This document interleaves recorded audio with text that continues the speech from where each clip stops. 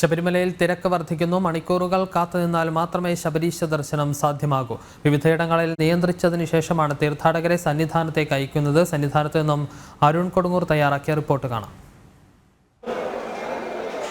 ഇന്ന് പുലർച്ചയ്ക്ക് സമാനമായ രീതിയിലുള്ള ഒരു തിരക്ക് ഇപ്പോഴും തുടരുക തന്നെയാണ് ചെയ്യുന്നത്. നിരവധി ആളുകളാണ് ഇപ്പോഴും ദർശനം കാത്തുകൊണ്ട് സന്നിധാനത്തേക്ക് എത്തിക്കൊണ്ട് ഇരിക്കുന്നത്. എന്തായാലും മരക്കൂട്ടത്തടക്കം കൃത്യമായി നിയന്ത്രിച്ചതിന് ശേഷം മാത്രമാണ് തീർത്ഥാടകരെ തിരുസന്നിധിയിലേക്ക്, ശബരീശ സന്നിധിയിലേക്ക് അയക്കുന്നത്. എന്തായാലും കഴിഞ്ഞ ദിവസത്തിന് സമാനമായ രീതിയിലുള്ള ഒരു തിരക്ക് ഇന്നും അനുഭവപ്പെട്ടുകൊണ്ടിരിക്കുകയാണ്. ആ ഒരു തിരക്ക് നിയന്ത്രണ വിധേയമാണെന്ന് തന്നെ നിലവിൽ പറയാൻ കഴിയും. കാരണം കഴിഞ്ഞ ദിവസം തിരക്ക് നിയന്ത്രണങ്ങൾക്ക് അപ്പുറത്തേക്കായി പോയിരുന്നു. അത് വലിയ പ്രതിസന്ധിയായിരുന്നു ഇവിടെ ഉണ്ടാക്കുകയും ചെയ്തിരുന്നത്.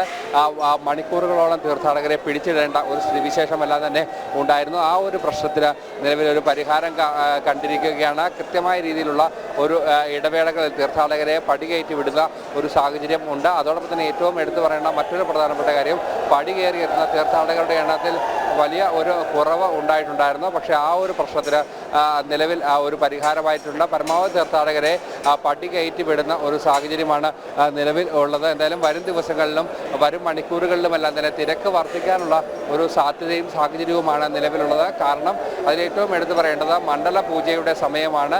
അതോടൊപ്പം തന്നെ ആ അവധി ദിവസങ്ങളിൽ കൂടി എത്തുകയാണ്. ഈ ദിവസങ്ങളിലെല്ലാം തന്നെ തീർത്ഥാടകരുടെ ഒരു തിരക്ക് വർദ്ധിക്കാനുള്ള ഒരു സാധ്യതയുണ്ട്. ഇതിനനുസരിച്ചുള്ള ഒരു ക്രമീകരണങ്ങൾ ഉണ്ടായേ മതിയാകൂ. അത്തരത്തിലുള്ള ഒരു ക്രമീകരണങ്ങൾ ഒരുക്കിയില്ല എങ്കിൽ അത് വരും ദിവസങ്ങളിൽ വലിയ രീതിയിലുള്ള ഒരു പ്രതിസന്ധി ഉണ്ടാകും. വിവിധ വകുപ്പുകൾ തമ്മിലുള്ള ഏകോപനമില്ലായ്മ തന്നെയാണ് ഇവിടെ ഏറ്റവും വലിയ വിലങ്ങുതടിയായി നിൽക്കുന്നത്.